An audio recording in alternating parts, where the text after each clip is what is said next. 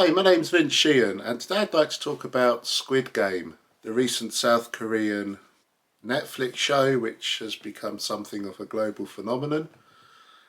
And I'd like to go through the structure of the plot, any themes that arise in this show, as well as my own thoughts on it.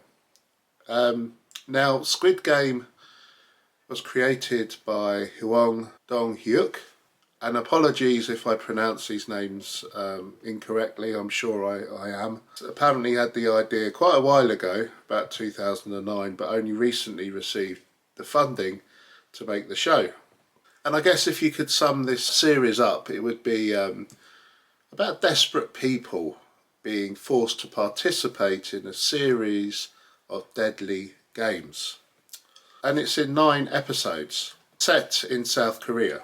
And in episode 1 we're introduced to Gi-hun, Gi-hun, who is this rather pathetic character really. He's completely messed up his life because he's addicted to gambling. He's mounted up huge debts. He steals from his mother, who he lives with. He has a daughter from a previous relationship, but he's a pretty lousy father, and he generally is this kind of rough round the edges, down in his luck character. He has his charm as well. He's quite a humorous guy. He's given a lifeline by this mysterious guy in this train station to join the Squid Game, and he wins some money off this guy, presumably to reel him in through playing this game. And Gi-hun, sure enough, rings the number on the card, and he's taken in the car. He passes out because of this gas, and before he knows it, he's in this big kind of dormitory with hundreds of beds. He has the number 456, and he's with all these other people, all struggling with huge debts in desperate situations. All ages, all walks of life, and it's revealed that they're competing with one another for this pot of a huge sum of life-changing money. And the people who are organising these games are all dressed in these red hoods with these circular or triangular or square face masks. Chief amongst them is this guy called the front man, who wears this particularly striking mask, and he seems to be directing everything from this room full of video screens. And then the rules are explained to them, all the contestants, and they're then brought in for their first game, which is a child's game called Green Light, Red Light, whereby they see this massive child's doll figure in front of them facing the other way, and every time she says red light, they've all got to stop. Every time she says green light, they've all got to run across this kind of playground area. And if she catches them moving when she says red light, the contestants are shot down in a hail of fire. And the idea is you've got to get past her to complete the game. And it's a really brutal affair. I think over half the contestants are wiped out after this game. And the survivors are brought back to their dormitories, and they now know the full horror of what they're up against. Already some of the contestants are looking out for each other. There's this Indian guy called Ali, who is trying to find money to support his family. He helps Gi-hun by holding him when he looks like he's about to fall and be killed in Green Light, Red Light. And we also meet Sang-woo, who is this who Gi-hun knows from outside of the game. He was like the bright young thing where Gi-hun's from, and Gi-hun kind of almost idolises him. He went to like this fancy college. It said that he had this really high-powered job, but he's in the same boat as Gi-hun and everyone else now, And there's also this really annoying woman who seems to rub everyone up the wrong way, and this younger woman, Sae-byok, who is a defector from North Korea, who wants to get enough money to pay for her mum to be brought over to the south and to be with her brother and herself. And there's this old guy as well who's player number 1, Il Nam I think his name is, and he seems to be very ill.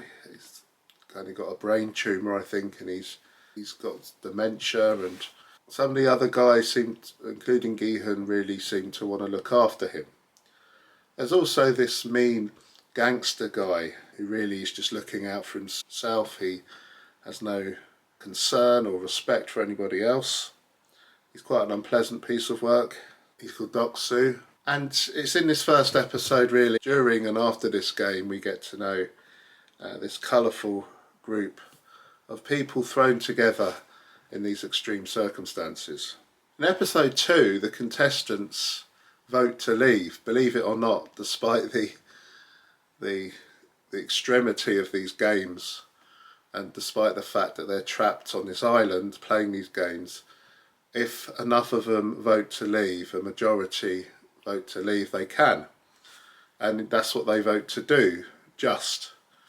So they leave the games, but then they realise how awful their life is outside of the Squid Game. The loan sharks are after them again.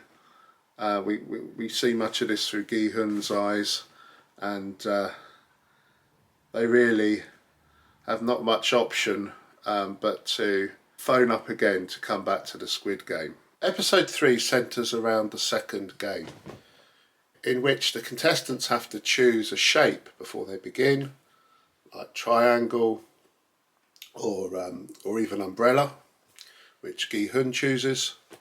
They're given a biscuit with the shape on, and they have to free the shape from the rest of the biscuit by using a needle. So they're kind of scraping away around the edges of the shape, and then the idea is they have to get that shape out of the larger biscuit without breaking the biscuit. And predictably, if they do break any of the biscuit, they're killed. And Gi-hun really regrets choosing the umbrella, because the umbrella shape is the hardest to do. But that rather annoying woman who seems to be winding everyone up there, she seems to have a lighter whereby she can heat the needle, which gets her through, so she can cut around the shape accurately. Gi-hun, racing against time, realises that if he licks the biscuit, it makes it easier. So he spends his time licking the biscuit, so the shape is easier to cut out, and eventually he gets through, as do the other main characters. Now, while all this is going on, there's this doctor who's a contestant, and he's acting as a surgeon on some of the dead bodies to harvest organs. So there's this kind of subplot here, and in return for this work he's given a heads up about what the next game will be, so he can prepare for it. And this doctor becomes friends with the gangster Doksu. So the doctor's just, you know, like a bad guy really. In episode 4 there's this big riot. There's a massive fight between Don-suk, the gangster, and his crew, including Han Min-yo, the kind of crazy lady. And then Gi-hun is kind of protecting the old man, Il-nan, and Sae-byok, and all these guys, they like form another camp, and just bedlam breaks loose. People are killed, people are beaten up, there's just a terrible riot in the cell, and eventually the guards have to intervene, and then they play the third game, which is a deadly tug-of-war game, whereby the contestants are put into teams on this really high plinth, where they have to play tug-of-war, and the losers are pulled down into the abyss. Now, while all this has been going on, as well as the organ harvesting subplot, there's also this undercover cop who is called Jun-ho, and he suspects his brother is involved with the Squid Game somehow. He goes to look for him, manages to kill a guard and take his suit, so he's undercover on this island where the Squid Game takes place. And he's rooting around for information. We see a lot more of Gi-hun in episode 5, because here Gi-hun manages to disrupt this organ selling scheme, and from then on the front man and the rest of the guards know that there's an infiltrator in the ranks. In episode 5 actually, the doctor is killed after this organ harvesting scheme has been uncovered. And in episode 6 we're into the next game, which is the deadly game of marbles. And this is perhaps the most brutal episode in a sense, because it's here that the contestants pair up, thinking that they're going to be playing other couples, but it turns out they're playing each other. So many of the main characters here don't survive this episode, and you know, they can use the marbles any way they want as long as they're playing a game using the marbles in these pairs. And Gi-hun is teamed up with the old man Il-nan, player number 1. And Gi-hun, who's kind of got an attachment to this old guy by now, a real kind of fondness for him, he realises that he has to kind of cheat, really, to beat this old guy who doesn't really know what's going on anyway. We're led to believe that the old man is killed. Not only that, but Sabyok, she is up against her friend, another contestant who is in the Squid Game. I think she's running from the law because she's killed her abusive father. Well, she seems to kind of love Sabyok in a way, and she basically gives up her life for her, which Sabyok, she doesn't really understand the love that this girl has shown for her. A husband and wife are pitted against each other with tragic results. And Ali, who's one of the most likeable characters from Pakistan, he is killed somewhat unscrupulously by Sang-woo, who is beginning to show his true colours here. Yeah, it's a gripping episode, this one. In episode 7, the front man welcomes a group of VIPs to the island. They're these ultra-rich guys in fancy animal masks who love putting vast amounts of money on contestants, betting on them, and they're really hideous people. And they witness this next game, which is the glass bridge. The contestants have to take it in turns to cross a bridge, and they have a choice between normal glass or toughened glass. And if they stand on the toughened glass, they're okay. If they stand on the normal glass, they plummet to their deaths. And Gi-hun chose to go last, which for him in hindsight was the best option. And here you can really tell the skullduggery some of these contestants go through to get to the end of this game. Pushing others, pushing them onto the glass before they're ready to take their turn. Using others of superior knowledge. There's a guy who is an expert in glass, using him, and then Sang-woo pushes him to his death. It's here that the gangster and the crazy woman who has a kind of love-hate relationship with him, they plummet to their death. And by the end of this episode, we're left with Gi-hun, Sang-woo and Sabyok, who has been mortally wounded by a piece of flying glass. In the meantime, one of the VIPs has taken a shine to Gi-hun, who is the undercover cop who's posing as a waiter. He continues to be a thorn in the front man's side and continues to find out more and more information about what is really going on this island where the Squid Game takes place.